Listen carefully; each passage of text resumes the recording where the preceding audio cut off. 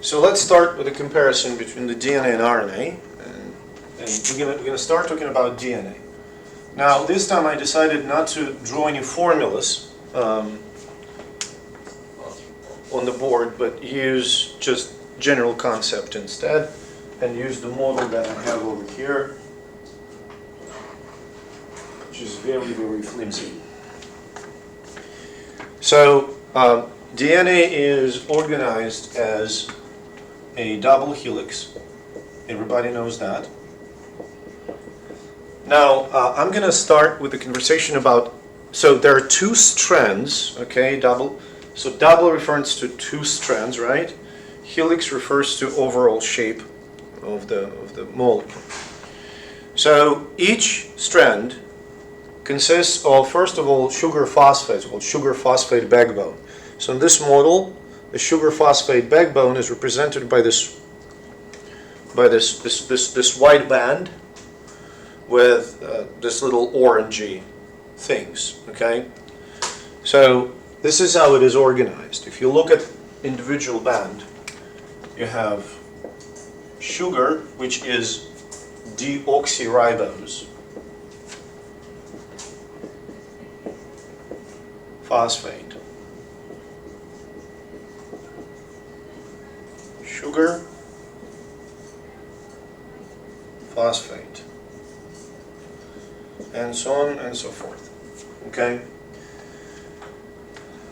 Now, the third component hangs off of the sugar, and it's a nitrogenous base. Okay, so this three parts, the nitrogenous base, the sugar, and the phosphate, they form an individual building block of the DNA, which is called the nucleotide. Right? This is a nucleotide. And one important feature of a DNA strand is that it has a direction. So carbons in the sugar are numbered 1', 2', 3', 4', and 5'. And each phosphate is connected on one side to 3', and on another to 5'. Does that make sense? These primes belong to sugar. And then again, 3', and this is going to be another sugar. It's going to be 5'. So I usually compare this to, if you're familiar, like you know what I'm talking about, conga dance. When people stand, they all stand in a particular order. Each person faces the back of a person in front of them. Does that make sense? There is a directionality to the line in conga.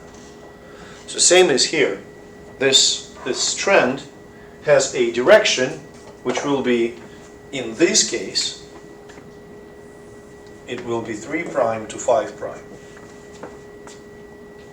Does that make sense? Turns out that two strands of DNA in a full double helix, they not only double helix, they are anti-parallel, which means one strand goes this direction while another strand will go in opposite direction. Does that make sense to everybody? So your strands are organized like that. So a few things. First, why directionality is important. Directionality allows enzymes, cellular enzymes, to read the DNA. We have a convention that in English we read from left to right. Okay? Same as here, there's a convention that DNA is read from 3' to 5'. Is that clear? Second, why two strands? Second strand is a backup. That basically provides you with a backup. We good? How are these strands being held together? So strands are held together by hydrogen bonds that are formed between individual nitrogenous bases. So there are 4 nitrogenous bases in the DNA. Two of them are purines, A and G. Okay? Purine is just the type. And two of them are pyrimidines, which are T and C. And this is a very well-known problem from the high school, that nitrogenous bases pair in a certain way. So A pairs with T, G pairs with C. They form hydrogen bonds. A and T form 2, and bless you, G and C form 3, which explains why GC pair is stronger in terms of interaction between each other. So far so good? Thing makes sense, right? From that pairing comes a really interesting concept, really interesting principle, which is called Chargaff rule. And basically, Chargaff's rule tells you that percentage of A in a double-stranded DNA molecule, and that's important, in a double-stranded DNA, is equivalent to the percentage of T, while percentage of G is equivalent to the percentage of C. This is very easy to demonstrate. Let me show you, just if you think, it really helps with the demonstration. So imagine you have a double-stranded DNA. So two strands, right? Strand 1 and strand 2. And here you have 4 possible bases. So in one strand you're going to have, I don't know, 11 A's, 12 T's,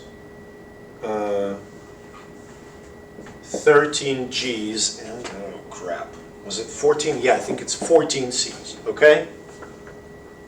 So total of 50. Does that make sense to you? So if you have 11 A's in the strand 1, all A's in the strand 1 are going to pair with T's in the strand 2. So you're going to have 11 T's. Same is true for T's from the strand 1. Right? Make sense? Then this will be flipped as well. Same principle. So what you end up with, 23, 23, 27, 27. So clearly you have same percentage of A as you have of T and same percentage of G as you have of C. Good? Now, why it's convenient. The specific makeup of the DNA, the percentage of A's or T's or G's or C's, is often very characteristic for bacterial species, for example. So if you want to learn the composition of DNA, you need to identify the amount of only one base. Does that make sense? And everything else you can calculate. For instance, if I tell you that a hypothetical double-stranded DNA molecule contains 15% of T's, it immediately tells you that you have 15% of A's. Okay, now you already used up 30%, so you have 70 left, which gives you 35 G's and 35 C's. Clear? Okay, so how is DNA stored in the cell? In all cells, prokaryotic, eukaryotic, it is stored in the form of chromosome.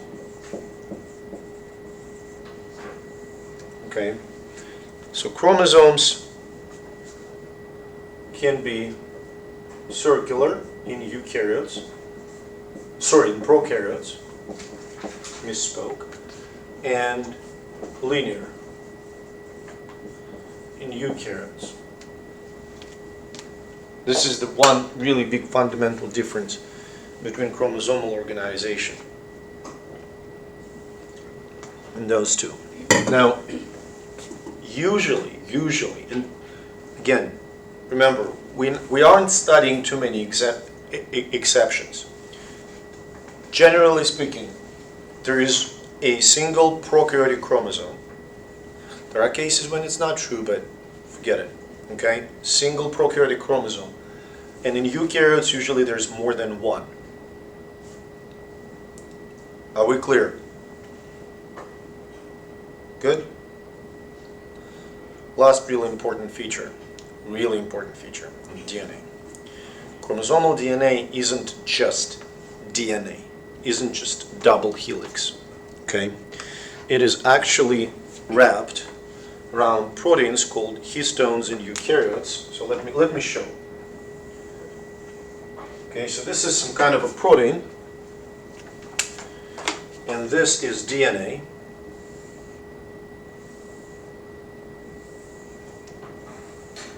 That is wrapped around the protein. So this will be either histone in eukaryotes or histone-like protein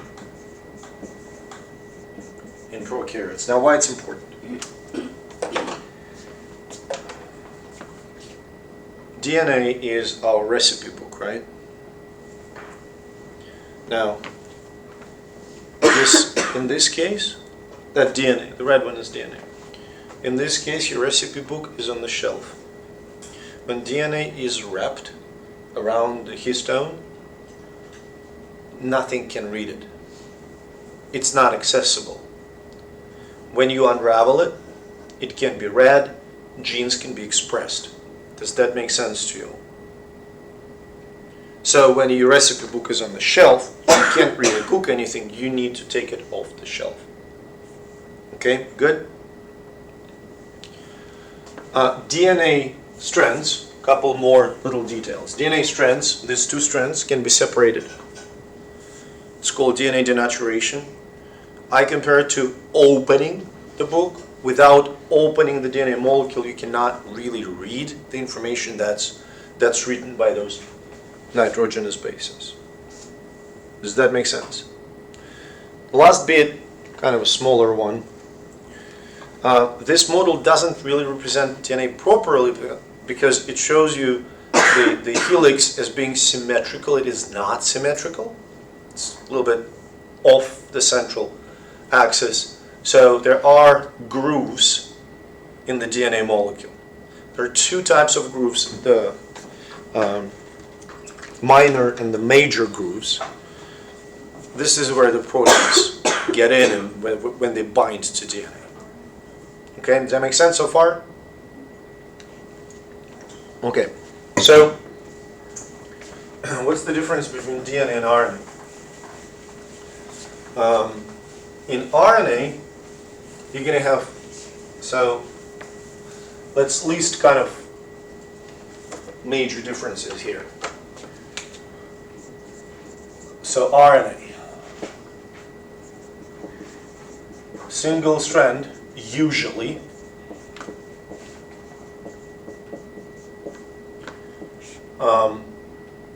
ribose instead of deoxyribose, different sugar.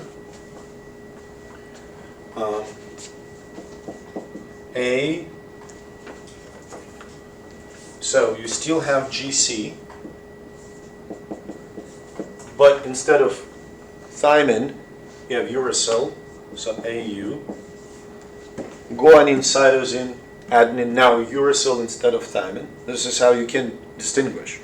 There's uracil, but not thymine, that's RNA molecule. That makes sense? And one interesting feature of RNA, it's much less stable.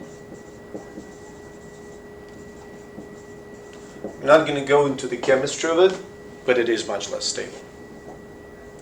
That makes perfect sense. Your recipe book is there all the time. The pictures on your phone, now I'm not familiar with modern apps, but imagine that it disappears over after a certain period of time. That makes sense? So that picture of the recipe will kind of spontaneously disassemble. So far we're good? One interesting feature, the RNA molecule is intramolecular pairing which forms particular structure. So this is how it looks. Imagine that you have RNA molecule, and within that RNA molecule, these parts, the parts that I draw blue, they are complementary to each other.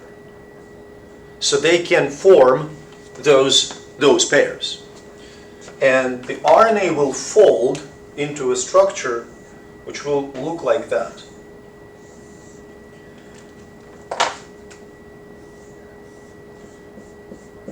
Okay, so there will be a hairpin part and the loop part. You see what I'm saying? So these two structures, these two sequences will form complementary pairs, will fold into that hairpin loop structure,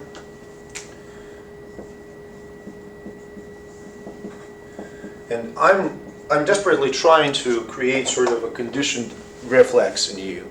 When I say a word structure, another word should pop in your mind. Which one? When somebody says structure, you immediately think function. Okay? When there is a structure, it probably has some kind of a function.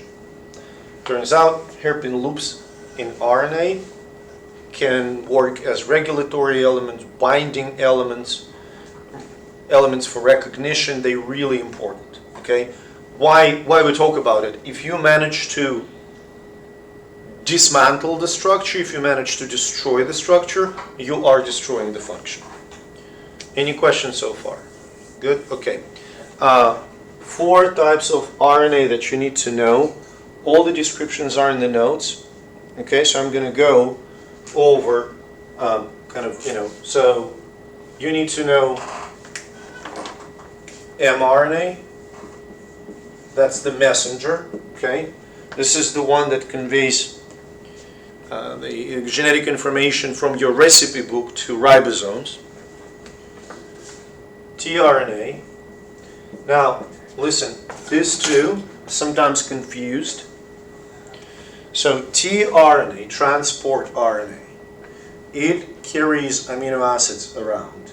Does that make sense? It has nothing to do with transport of genetic information. It transports amino acids. The genetic info is carried by messenger RNA. We're good?